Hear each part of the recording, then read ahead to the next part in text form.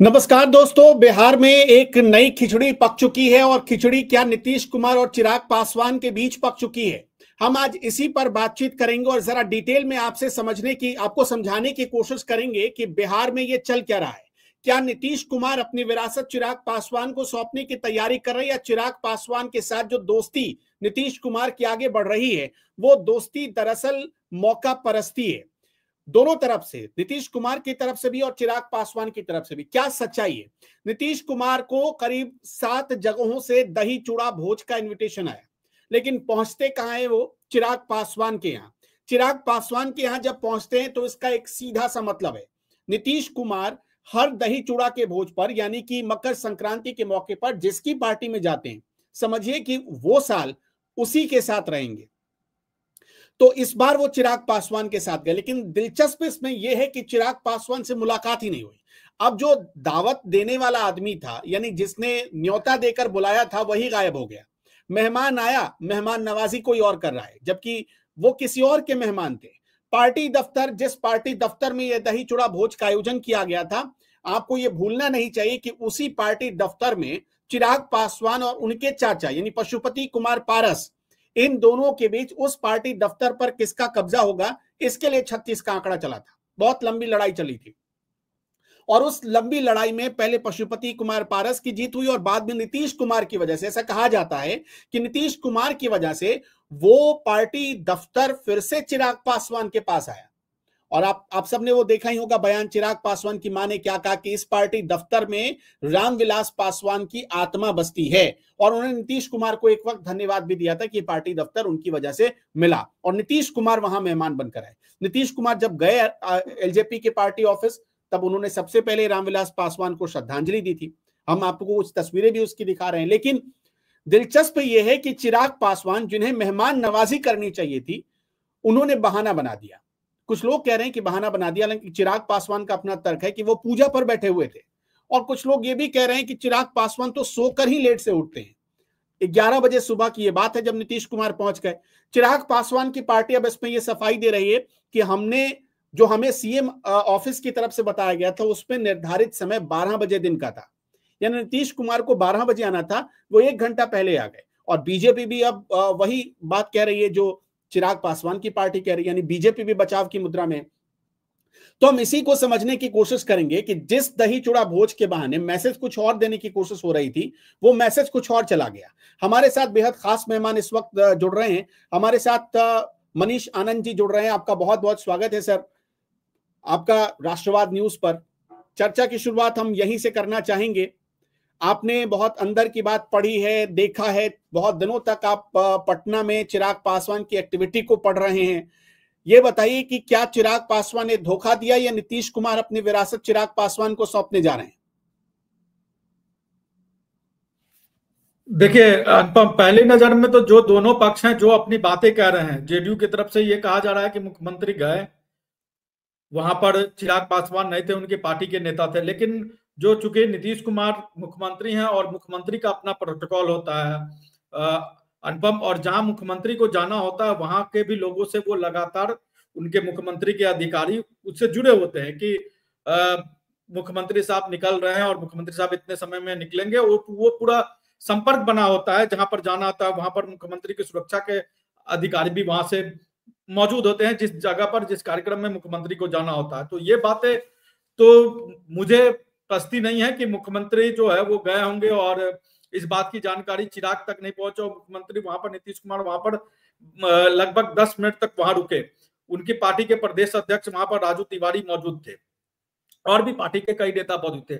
और जो जहां पर एलजेपी का ऑफिस है, जहां पर चिराग पासवान का दफ्तर है, वहां से वहां से चिराग पासवान के घर की दूरी अगर आप देख लेंगे तो पटना में ऐसे भी फ्लाईओवर बहुत सारे बन गए हैं और ये केंद्रीय मंत्री हैं तो इनका भी अपना एक प्रोटोकॉल है चिराग पासवान का। तो मुझे नहीं लगता कि अगर चिराग पासवान 5 मिनट में तैयार होकर और 5 मिनट से ज्यादा का वक्त उनको अपने आवास से, जहां पर वो श्री कृष्णापुरी में रहते हैं, वहां से लेके उनको अपने पार्टी कार्यालय तक आने में 5 मिनट से ज्यादा का वक्त लगता। लेकिन चिराग पासवान ने जब मीडिया में इस बात को तूल गई तो उन्होंने कहा कि वो पूजा कर रहे थे। लेकिन मुझे नहीं लगता है, जहां तक मुझे जानकारी है कि शायद चिराग पासवान उस समय तक उस तरीके से तैयार नहीं थे कि नीतीश कुमार आएंगे। लेकिन जो मेजबान होगा, और मेजबान को पहले हर हमेशा मौजूद होता है, ऐसा नहीं है कि मेजबान बाद में आता है। मेजबान को पहले रहना होता है, वो सारी व्यवस्थाएं, और जहां मुख्यमंत्री को जाना हो, और जहां पर मुख्यमंत्री को आपने इन्वाइट किया हो, और मुख्यमंत्री बहुत लंबे समय के बाद एलजेपी के दफ्तर भी एक तरीके से गए, क्योंकि नीतीश कुमार और चिराग पासवान के बीच किस तरह का रिश्ता रहा है, वो 2005 साल पीछे जाएंगे तो पता चल जाएगा कि 4 साल पीछे भी अगर आज की तारीख में देखें तो 4 साल पीछे चले जाएंगे तो पता चल जाएगा किस तरीके से सह और मात का खेल, चूहे और बिल्ली का खेल दोनों में चलता रहा है। और नीतीश कुमार अगर 40 के आसपास की सीट पर आए विधानसभा चुनाव में तो उसमें चिराग पासवान की बड़ी भूमिका थी। और जब जब मुझे लगता है कि जब जब चिराग पासवान को मौका लगता है, तब जब चिराग पासवान ने नीतीश कुमार को छकाने की कोशिश की है। चिराग पासवान के लिए बीजेपी जरूरी है, बीजेपी के लिए नीतीश कुमार जरूरी है। इसलिए आज आप देखिएगा कि आज दिल्ली में विधानसभा का चुनाव की घोषणा, विधानसभा चुनाव को लेकर जेडीयू ने अपने उम्मीदवार की एक सीट पर, बुराड़ी सीट पर घोषणा कर दी है, जो बीजेपी ने अपने तरीके से जो है वो जेडीयू को दिया है कि बुराड़ी की सीट पर आप जो है वो आप अपने कैंडिडेट उतारिए। जेडीयू ने वहां शैलेंद्र कुमार को उम्मीदवार बना दिया। चिराग पासवान को भी संभवतः एक सीट मिलेगी, पिछली बार भी मिला था तो संभवतः एक सीट मिलेगी। और दोनों ही अलायंस ऐसे हैं बीजेपी के जो उनके लिए जरूरी है। खासतौर पे नीतीश कुमार सबसे ज्यादा जरूरी है। तो नीतीश कुमार को हमेशा बीजेपी अपर हैंड पे अपने तौर पे अभी रख रही है, जबकि अगले इसी साल के आखिर में वहां विधानसभा चुनाव। लेकिन चिराग पासवान गाहे बगाहे अगर हम कहें तो वो नीतीश कुमार को चकाते भी हैं।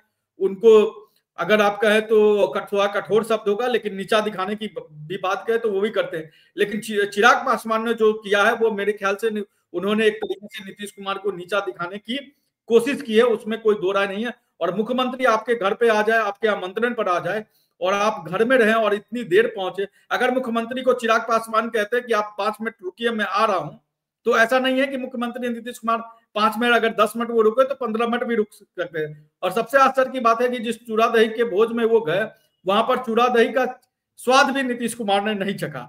तो जो चिराग पासवान ने जो उनको चखाया है, उसका स्वाद उनको इतना खट्टा लगा कि वहां पर वो रुके तक नहीं।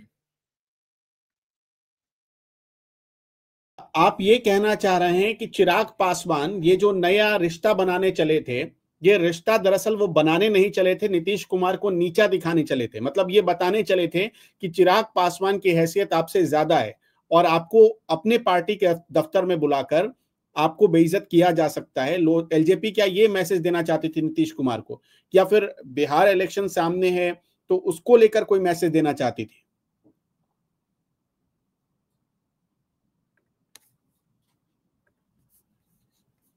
अनुपम, चिराग पासवान के अगर देखें तो वो जैसे उनके बारे में भी कहा जाता है, उनके पिता के बारे में भी कहा जाता था कि वो बहुत बड़े मौसम वैज्ञानिक थे। मतलब चुनावी मौसम को वो बहुत अच्छी तरीके से समझ जाते थे, चिराग पासवान भी समझे।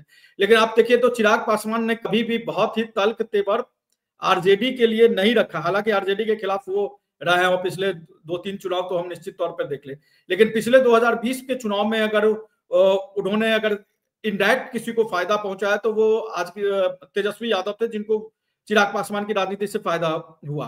अब है दरअसल की BJP, JDU, LJP, Jitan Ram Manjhi, Upendra Kushwaha, इन सब की भी सीट की लड़ाई चल रही है। और बार बार जो मीडिया में खबरें चलती हैं कि नीतीश कुमार जो है वो फिर से मन बदल रहा है और ये वो बात करना बंद कर दिया, मीडिया में नहीं बात कर रहे हैं। देखिए वहां बीजेपी के नेताओं के साथ ऐसे किया, दिल्ली से लौट आए, जेपी नड्डा से नहीं मिले।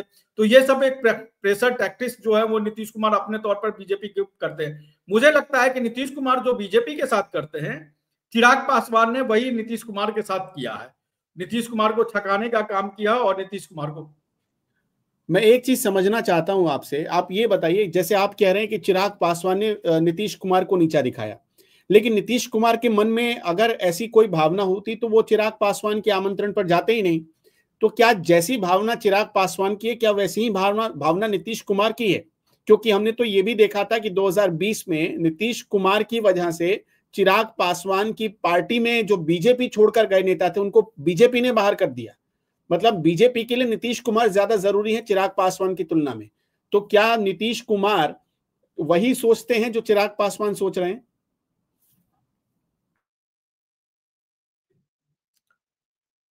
अनुपम देखिए, मैं यही कह रहा हूं कि मुझे लग रहा है कि जो बर्ताव बीजेपी नीतीश कुमार के साथ करती है या नीतीश कुमार बीजेपी के साथ कर रही है, चिराग पासवान भी उसी तरीके का बर्ताव जो है वो कर रहे हैं। अब देखिए कि इनकी पार्टी में सांसद है वीणा देवी। चिराग पासवान की पार्टी में जितने भी मतलब जो बागी हुए थे पशुपति पारस के साथ, उन सभी का टिकट कट गया, सिर्फ बीना देवी का नहीं कटा, क्योंकि बीना देवी की पति जो है वो जेडीयू के विधान पार्षद है। आज की तारीख में चिराग पासवान की पार्टी में देखिए तो जो जेडीयू बैकग्राउंड के हैं वो कह सकते हैं बीना देवी हैं, क्योंकि उनके पति जो है वो जेडीयू मतलब जेडीयू से है। संभवी चौधरी हैं, अशोक चौधरी की बेटी, वो जो है वो जेडीयू से है।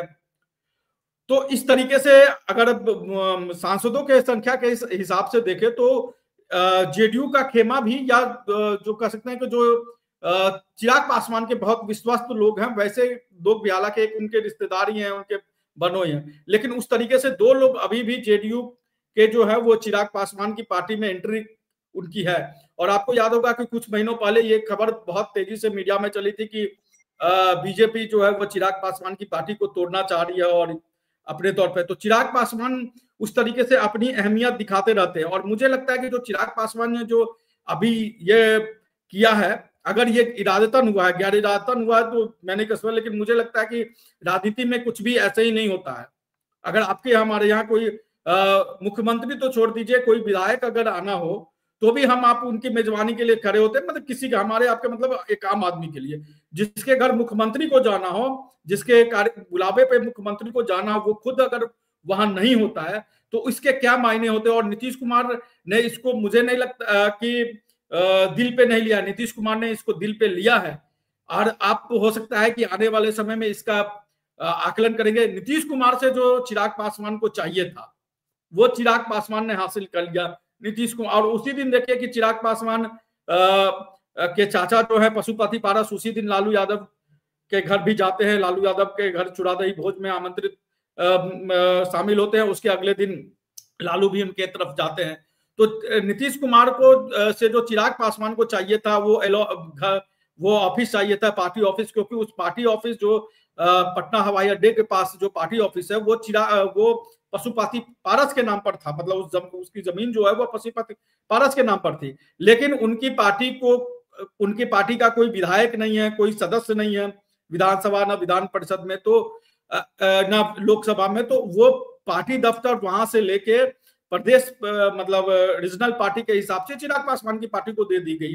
तो ये नीतीश कुमार से जो चिराग पासवान को चाहिए था वो चिराग पासवान ने नहीं ले लिया है। अब बाकी 2025 के विधानसभा चुनाव की है, ये एक तरीके से प्रेशर टैक्टिस है। चिराग पासवान ये दिखाना चाहते हैं कि देखिए अगर इस तरीके से रहा तो फिर 2020 जैसा अगर चिराग पासवान ने अपनी राह अलग कर ली तो नीतीश कुमार के लिए फिर जो है एक बार फिर से बिहार का मुख्यमंत्री बनना दूर हो सकता है। तो मुझे लगता है जो चिराग पासवान ने की है वो एक तरीके से नीतीश कुमार पर प्रेशर टैक्टिस की है, उन पर प्रेशर दिया है। और ये सीटों के पूरे मामले में बीजेपी भी वही कह रही है जो चिराग पासवान कह रहे हैं। वो कह रहे हैं कि बीजेपी भी तो यही कह रही है, बीजेपी के जो प्रदेश अध्यक्ष हैं उनकी तरफ से ऑफिशियल ये बयान आया। उन्होंने कहा कि चिराग पासवान उस समय व्यस्त थे, नीतीश कुमार जी को 12 बजे आना था, वो 11 बजे आ गए। नीतीश कुमार जी जब आए तब चिराग पासवान पूजा पर बैठे थे। बीजेपी भी वही कह रही है। बीजेपी तो कम से कम नीतीश कुमार का सपोर्ट कर सकती थी, यहां पर बीजेपी के लिए ज्यादा जरूरी नीतीश कुमार हैं। अनुपम देखिए, ऐसा हो सकता है कि जो बीजेपी खुद ना कर सकती हो वो चिराग के थ्रू, आपने देखा भी 2020 में जो चिराग पासवान की पार्टी से कितने बीजेपी के नेता चुनाव लड़े, कितने राजेंद्र सिंह जैसे बड़े नेता जो बिहार के हैं वो आके चिराग पासवान की पार्टी से चुनाव लड़े। तो बीजेपी के कितने नेताओं ने एलजेपी से आके चुनाव लड़ा, ये हम 2020 के चुनाव में देख सकते हैं। और बीजेपी डायरेक्ट जो है वो अभी नीतीश कुमार पर प्रेशर नहीं दे सकती है, ये बीजेपी की मजबूरी है विधानसभा चुनाव के, क्योंकि इधर आप देखिए तो लालू बाहें फैलाए बैठे हैं कि नीतीश कुमार आए। और क्योंकि वो समीकरण ऐसा है कि जिसमें लगता है कि जो है वो सरकार ये लोग बना सकते हैं, जैसा कि 2015 के विधानसभा चुनाव में हुआ था लालू और नीतीश का गठबंधन। तो बीजेपी अपना खुद से ना, मुझे लगता है कि जो खुद से नहीं कर पा रही हो वो अपने तौर पे चिराग पासवान से करवा रही हो। और हो सकता है कि नीतीश कुमार को वहां समय से पहले वो पहुंच गए। लेकिन मैं ये कह रहा हूं कि अगर नीतीश कुमार समय से पहले पहुंच गए हों तो ऐसा नहीं हो सकता कि आपके घर पे या आपके ऑफिस पे आपके बुलावे पे कोई आए और आप वो आपका इंतजार करता रहे और आप 10 मिनट के 5 मिनट की दूरी पे जो आप रहते हो और आप आ ना सके। ऐसा मैं इसलिए कह रहा हूं क्योंकि अगर नीतीश कुमार को अगर चिराग पासवान कहते या संपर्क करते कि आप 5 मिनट रुक जाइए, कहते कि आप 5 मिनट रुक जाइए मैं आ रहा हूं, तो जरूरी नहीं है जैसे तैसे भी वो एक मेजबान के तौर पर चिराग पासवान वहां पहुंच सकते थे। या नीतीश कुमार के अगर दिल में कोई बात होती, दिल में कोई बात नहीं होती तो आपने देखा अनुपम कि वहां नीतीश कुमार बैठे भी नहीं और चूड़ा दही चखा भी नहीं। तो अगर चूड़ा दही चखा नहीं, क्योंकि वो तो अमूमन राजनीति में तो कोई खाता नहीं है, लेकिन एक चखने की बात हो तो चखना, तो नीतीश कुमार ने उस चखा तक नहीं, सिर्फ पासवान ने, रामविलास पासवान के 14 जनवरी को नीतीश कुमार जहां भी भोज के लिए गए हैं ऐसा देखा नहीं गया कि 10 मिनट में वहां से निकल गए हों। अभी तक हर बार तो यही कहा जाता है कि मकर संक्रांति पर नीतीश कुमार जिसकी भोज में गए वहां खेल होना तय है, लेकिन पहली बार ऐसा हुआ कि सिर्फ 10 मिनट का उनका भोज हुआ है। देखिए, नीतीश कुमार ने अपने तौर पर मुझे लगता है कि चिराग पासवान के लिए बड़ा दिल दिखाने की कोशिश की है कि वो चिराग पर, क्योंकि उनको लगता है कि चिराग ने उनको ऐसा दर्द 2020 में दिया, वो दर्द फिर 2025 में ना दे दे। इस बात का डर नीतीश कुमार को हमेशा से सताता रहा है, अभी सता रहा है। और चिराग पासवान की वफादारी अगर कहे, गठबंधन की वफादारी, राजनीति में कोई वफादार नहीं होता, लेकिन राजनीतिक तौर पर अगर वफादारी कहे तो अभी भी जो है वो प्रधानमंत्री नरेंद्र मोदी या बीजेपी के लिए वो ज्यादा वफादार है। वो नीतीश कुमार के लिए वफादार नहीं है। नीतीश कुमार अगर सरकार में नहीं आए होते तो आप देख लीजिए कि किस तरीके से चिराग पासवान नीतीश कुमार के घर नालंदा में ही जाके किस तरीके से नीतीश कुमार के खिलाफ प्रचार प्रसार किया करते थे और कैसे भीड़ आया करती थी चिराग पासवान के को सुनने के लिए। वो बिहारी फर्स्ट का एक अभियान भी चलाते थे, तो वो सारा अभियान अभी कहिए तो बैठ गया है नीतीश कुमार के साथ जाने की वजह से, बिहारी फर्स्ट का अभियान। हाँ, तो चिराग पासवान का जो वो मतलब वो पावर जो था वो और वो जो चार्म था वो अभी कहीं ना कहीं बैठ गया है, क्योंकि नीतीश कुमार के साथ वो गठबंधन में, तो वो किस पे हमला बोलेंगे। लालू यादव और तेजस्वी यादव के खिलाफ आपने कभी देखा नहीं हुआ कि इस तरीके से वो हमला करते रहे, कभी भी नहीं किया है। और वो सत्ता में भी नहीं है, तो आप किसके खिलाफ लड़ाई लड़ेंगे। आप लड़ाई तो लड़ रहे थे, आपकी लड़ाई जो है वो नीतीश कुमार के खिलाफ थे, आप आज की तारीख में आप उसके साथ गठबंधन में हैं। तो मुझे लगता है कि जो बीजेपी खुद से ना कह पा रही हो, ना कर पा रही हो, वो बीजेपी अपने तौर पे चिराग के माध्यम से करवा रही है। और इसमें मुझे कोई शंका नहीं है, क्योंकि राजनीति में ऐसा होता नहीं है कि कोई भी चीजें बेवजह नहीं होती है। अगर नीतीश कुमार वहां गए तो नीतीश कुमार मुझे लगता है कि अपने तौर पर यह मैसेज देने गए होंगे कि देखिए वो चिराग के लिए उनके दिल में अभी भी है। या चिराग पासवान वहां नहीं आए तो ये भी एक वजह होगी कि भाई नीतीश कुमार के 10 मिनट वहां इंतजार करने के बाद भी चिराग पासवान नहीं। और बड़े आप देखिए किस तरीके से वो बड़े साफगोई से अपनी बातें कर रहे हैं कि नहीं मैं तो पूजा पर बैठा था और वो पूजा से उठ के मैं आ नहीं सकता था। तो ये बड़े आश्चर्य की बात होती है कि पूजा, आपको पता है कि अगर आपके घर पे आपके बुलावे पे मुख्यमंत्री आने वाले हैं और आप किसी दूसरे जगह जा रहे हैं, अपने घर पे पूजा पे बैठे हैं, तो पूजा का शेड्यूल भी आगे पीछे हो सकता था अगर पूजा पे बैठे हो। लेकिन जहां तक मुझे जानकारी है कि वो उस समय तैयार नहीं थे, उनको अब तैयार नहीं थे। वो किस वजह से तैयार नहीं थे, या तो उनको लगता था कि मुख्यमंत्री अभी नहीं आएंगे, थोड़ा देर से आएंगे या नहीं आएंगे। लेकिन मैं ये नहीं मान के चलता हूँ कि मुख्यमंत्री अगर देर तक सोने की आदत है। कुछ लोगों ने कहा कि आप देखिए नरेंद्र मोदी को, कुछ लोगों ने कहा कि आप अमित शाह को देखिए, दिन भर रैली करते रहते हैं, एनडीए के नेता होकर भी। शरद पवार इस उम्र में लगातार रैली कर रहे हैं और कुछ लोगों को ज्यादा देर तक सोने की आदत है। अभी इसी घटना के बाद इस बात की चर्चा बिहार में हुई। तेजस्वी यादव के बारे में लोगों ने एग्जाम्पल दिया कि वो भी देर तक सोते हैं और चिराग पासवान भी देर तक सोते हैं, और इसी सोने के चक्कर में चिराग पासवान पहुंच नहीं पाए। इसमें कितनी सच्चाई आपको नजर आ रही है?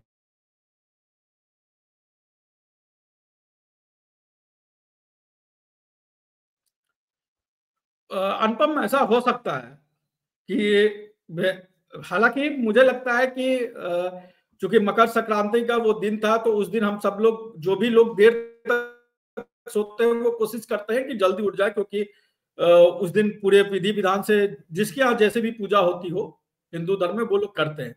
तो वो हो सकता है कि चिराग पासवान उठ गया है या ना भी उठे हो, इस बात के हमारे पास कोई प्रमाण नहीं है। लेकिन राजनीति में मैंने कहा राजनीति में कोई कुछ भी अनायास ही नहीं होता है, कुछ भी हर एक चीज का मतलब होता है। कोई किसी के यहाँ जाता है उसका मतलब होता है कि वो किसी के यहाँ जा रहा है तो उसका क्या मतलब, और नहीं जा रहा है तो इसके पीछे क्या मतलब है। तो चिराग पासवान ने जो किया है वो मुझे लगता है कि एक तरीके से नीतीश कुमार को उन्होंने सबक सिखाने की कोशिश की है, क्योंकि वो जो चालाकी बीजेपी के साथ करते रहते हैं अक्सर, वो चिराग पासवान ने नीतीश कुमार के साथ कर दिया। और मुझे नहीं लगता है कि नीतीश कुमार के साथ कभी भी किसी नेता ने इस तरीके के किए हो, वो भी सार्वजनिक तौर पे। अंदर खाने हो सकता है कि नीतीश कुमार को कहीं मिलने जाना और वो आदमी जिससे मिलने जाना वो वहां ना हो, ऐसा हो सकता है। लेकिन सार्वजनिक तौर पे ऐसा नीतीश कुमार के साथ पहली बार हुआ है। और ये बात मैं इसलिए कह रहा हूं क्योंकि अनुपम, आप देखिए जब मुख्यमंत्री अपने आवास से निकले होंगे तो उनके जो सुरक्षा कर्मी होंगे उन्होंने चिराग पासवान की पार्टी के ऑफिस में जो सुरक्षा कर्मी हैं उनको सूचना दे दी होगी कि मुख्यमंत्री जो है वो अपने आवास से निकल रहे हैं और यहाँ आने वाले हैं। और वहां जो चिराग पासवान की पार्टी के नेता होंगे वो भी पूरे संपर्क में होंगे, क्योंकि मुख्यमंत्री को जहां जाना होता है वहां और मुख्यमंत्री की सुरक्षा दोनों तरफ के लोग एक दूसरे के संपर्क में होते हैं, क्योंकि वो मुख्यमंत्री के सुरक्षा का प्रोटोकॉल भी है। तो ऐसा नहीं हो सकता है कि वहां मुख्यमंत्री अचानक से आ गए हों, ऐसा नहीं होता। वहां अगर अधिकारी निकले होंगे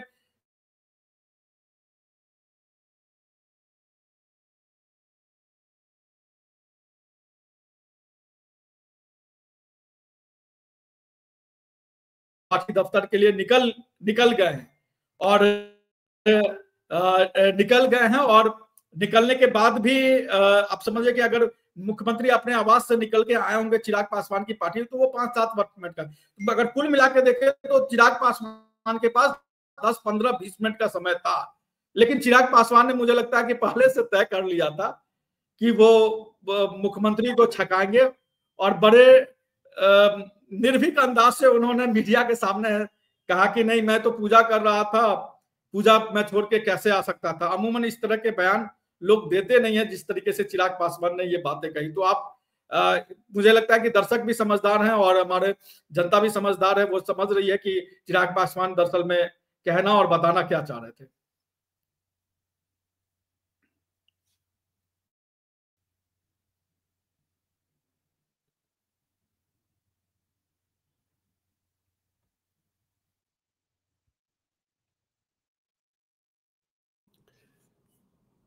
आपको आवाज मिल रही है? बहुत बहुत शुक्रिया मनीष जी हमारे साथ जुड़ने के लिए। और आप लाइव दैनिक के संपादक हैं, एक बार फिर अपने दर्शकों को बता देते हैं, आप लाइव दैनिक के संपादक हैं और इसी तरह आप हमारे साथ जुड़ते रहिए।